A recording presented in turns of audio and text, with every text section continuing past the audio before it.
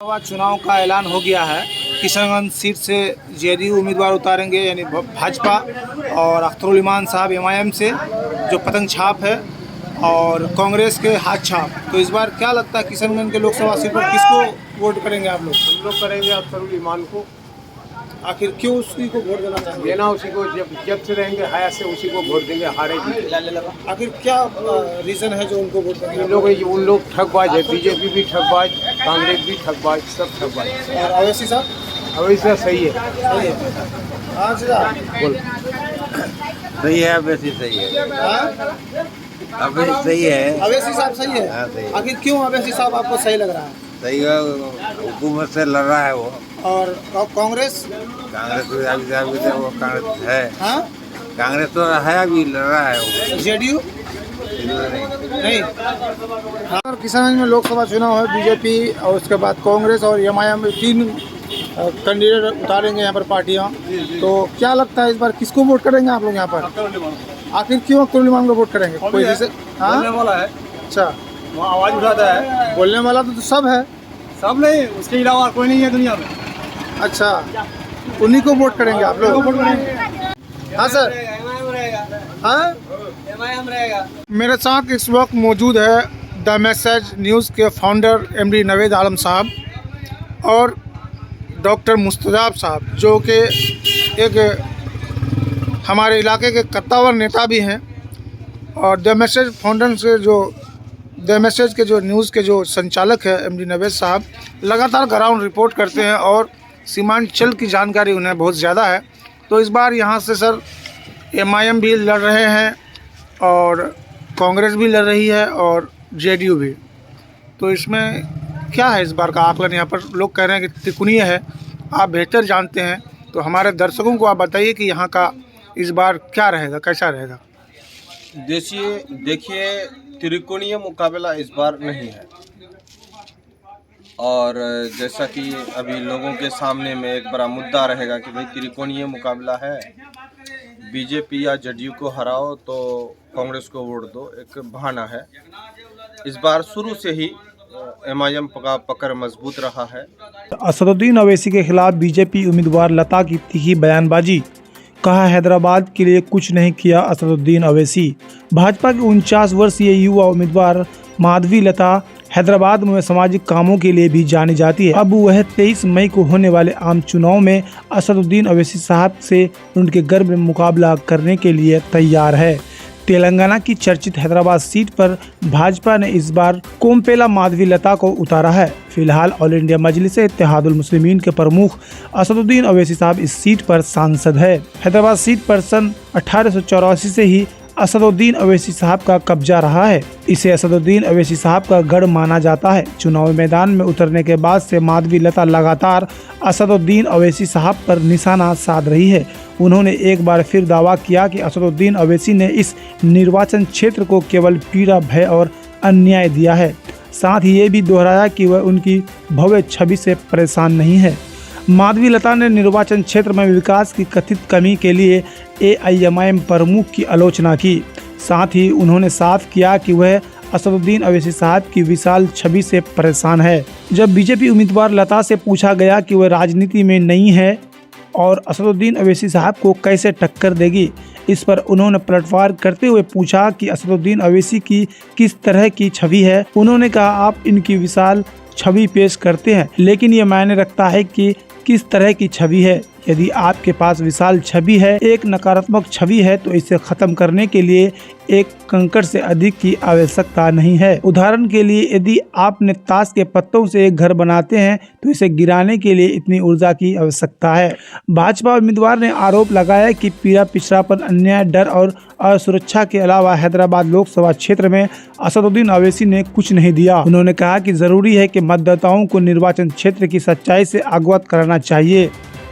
उन्होंने आगे कहा, असदुद्दीन अवैसी अच्छी तरह जानते हैं कि मैं उनके सामने कैसे खड़ी रहूंगी। पिछले चुनाव में जब कांग्रेस कार्यकर्ताओं ने प्रचार के लिए पुराने शहर में जाने की कोशिश की तो उन्होंने रोक दिया।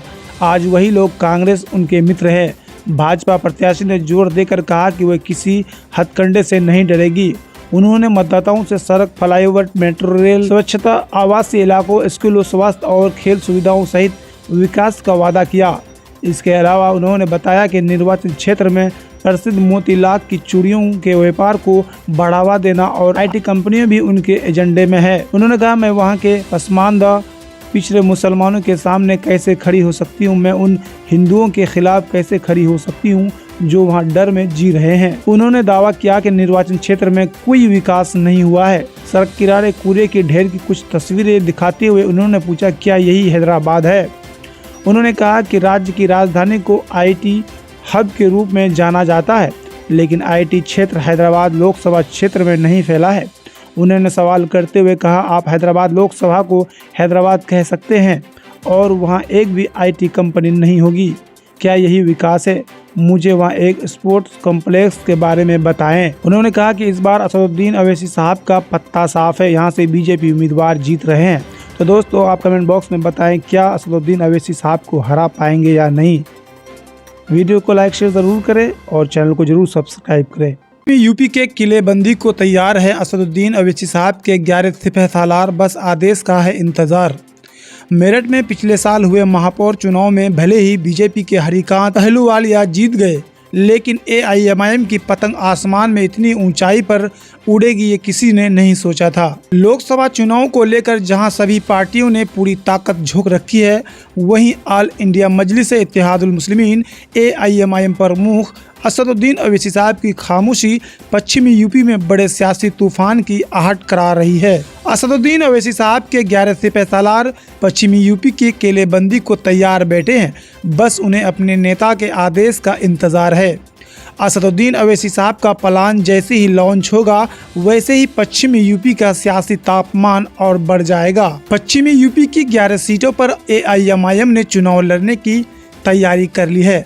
जिन सीटों पर प्रत्याशी उतारने हैं उनमें मेरठ, मुजफ्फरनगर, कैरेना, सहारनपुर, बिजनौर, नगीना, अमरोहा, संभल, मुरादाबाद, रामपुर के साथ साथ बरेली भी शामिल है। इन तमाम सीटों की ग्राउंड रिपोर्ट भी राष्ट्रीय नेतृत्व को सौंप दी गई है, जिसमें पूरा डाटा और 2019 के समीकरण और उससे पहले के समीकरण को भी ग्राउंड रिपोर्ट में शामिल किया गया है। पश्चिमी यूपी की ज़्यादातर सीटों पर सपा और बसपा ने अपने प्रत्याशी घोषित कर दिए हैं। कई सीटों पर टिकट को लेकर बगावती तेवर भी दिख रहे हैं। पाला बदलने का सिलसिला भी जारी है। नाराज नेताओं की मन की बात भी टटोली जा रही है। कुछ नाराज नेताओं से असदुद्दीन अवैसी साहब के सिपह सालार भी मिल चुके हैं। बात कुछ आगे भी बढ़ती हुई नजर आ रही है, लेकिन फिलहाल सब कुछ फाइनल होने में अभी सही तारीख और सही वक्त का इंतजार किया जा रहा है। मेरठ में पिछले साल हुए महापौर चुनाव में भले ही BJP के हरिकांत अहलूवालिया जीत गए, लेकिन AIMIM की पतंग आसमान में इतनी ऊंचाई पर उड़ेगी ये किसी ने नहीं सोचा था। ऑल इंडिया मजलिस इत्तेहादुल मुस्लिमीन के बैनर तले चुनाव लड़े मोहम्मद अनस दूसरे नंबर पर रहे। सपा की साइकिल लेकर मैदान में उतरी MLA अतुल प्रधान की पत्नी सीमा प्रधान तीसरे और हाथी की सवारी के सहारे उतरे हशमत मलिक चौथे नंबर पर रहे। इतना ही नहीं, मेरठ नगर निगम में 11 पार्षद ऑल इंडिया मजलिस इत्तेहादुल मुस्लिमीन के जीते, जबकि 9 सीटों पर पार्षद प्रत्याशी दूसरे नंबर पर रहे।